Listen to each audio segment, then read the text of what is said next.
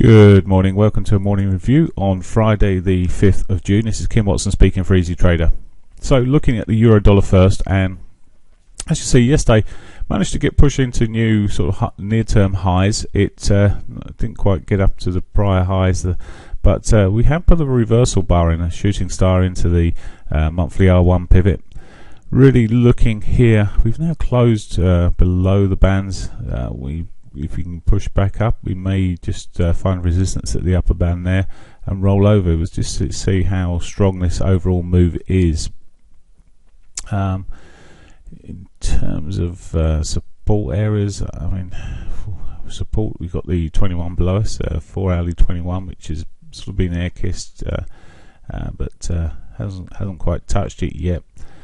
Aside of that, really, then to me, it's looking relatively weak. We have got the daily pivot above us, which any rallies into that area, well, we'll see if we see continuations back up towards yesterday's highs. But as I say, at the moment, to me, it's looking relatively erring on the weaker side here, which I've drawn this trend line at the moment. It may be a little bit early before 8 o'clock to do so, but if we start breaking through perhaps these Asian session lows, we could be on for the S1 and maybe even the lows of Wednesday. Okay, so that's where we are from a 60-minute point of view. So let's have a look at cable now. Okay, so cable, okay, similar picture in terms of the candle, shooting star candle. A break of the lows of that would possibly see us looking even weaker. A bit more choppy in the shorter term here, and it's very noticeable. We've been seeing higher highs, higher lows. It's where, as I say, really now if we start breaking down, and I'm really looking at 60 minutes to give me a bit of guidance here. Okay, this trend line here may be a bit previous because it's drawn on the bottom of the current bar, so I'll readjust this, but I'm also looking at these prior lows here. It may just dab below them. It's a bit early.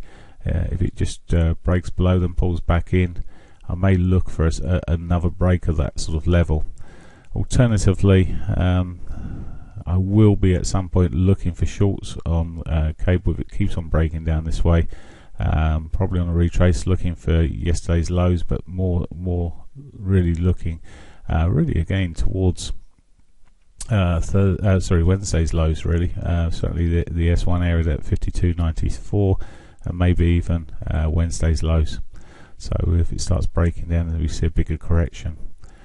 Looking at the dollar yen's gone very choppy on the 60-minute. From again, I said about it yesterday, very range bound again, and really I've as ever not interested in this whilst it's sitting as it is here. So you're sort of sitting in this relatively tight range, or I say relatively, there's plenty of room in that range to be traded, but I prefer it when it's trending more so it's or even showing signs of trending. It's really struggling. I think if we see the other pairs obviously looking like they may just roll a little bit, we could see the dollar yen pushing up, and if we do, be looking at that 125 area again as a possible target area. Looking at the hourlies, and it's equally as choppy there. We do have the daily pivot below us, which could yet still be hit, but there's no real obvious direction from where it's moving at the moment. It's just in its consolidation phase. Finally, looking at the Aussie dollar, through the Asian session, it's pulled back towards its daily pivot here, but again probably looking weak from this area. And any breaks of this trend line here could see it coming right the way back down towards the S1. It remains, in my book, a relatively weak currency with the fundamentals that have been out of late, so it will be interesting to see how this continues to move. Okay, news-wise today, of course, it's non-farm payrolls day, so at 1:30 this afternoon. Aside of that, we've got some small news, factory orders out, etc. out this morning, with factory orders already out. Got French trade balance and things, but they're very low key. Consumer inflation expectations for the UK.